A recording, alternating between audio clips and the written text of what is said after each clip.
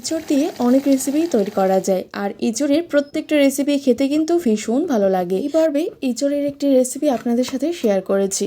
তো সবার প্রথমে এঁচড়গুলোকে খুব ভালো করে কেটে নিচ্ছি, তারপর পরিষ্কার করে নিয়ে টুকরো টুকরো করে জলের মধ্যে দিয়ে দিচ্ছি। এর মধ্যে একটা আলু দিয়ে দিয়েছি। খুব ভালো করে পরিষ্কার করে নিয়ে তারপর লবণ হলুদ দিয়ে প্রেশার কুকারে একটা সিটি দিয়ে আমি নামিয়ে নিয়েছি।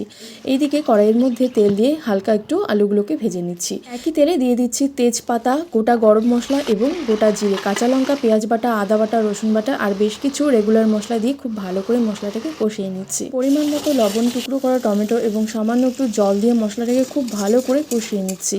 মশলা থেকে তেল ছেড়ে দিয়ে আসলেই এবার এর মধ্যে দিয়ে দিচ্ছি মাটনের বেশ কিছুটা চর্বি। খুব ভালো করে একটু মিশিয়ে নিয়ে এর মধ্যে দিয়ে দিচ্ছি সেদ্ধ করা এঁচড় এবং আলুগুলো। সব কিছুকে খুব ভালো করে কষিয়ে নেওয়া হয়ে গেলে এর মধ্যে দিয়ে দিচ্ছি গরম জল। নামানোর আগে ঘি গরম মশলা দিয়ে নামিয়ে নিলেই তৈরি হয়ে যায় দুর্দান্ত রেসিপি, যা মাছ মাংসের স্বাদকেও হার মানিয়ে দেবে।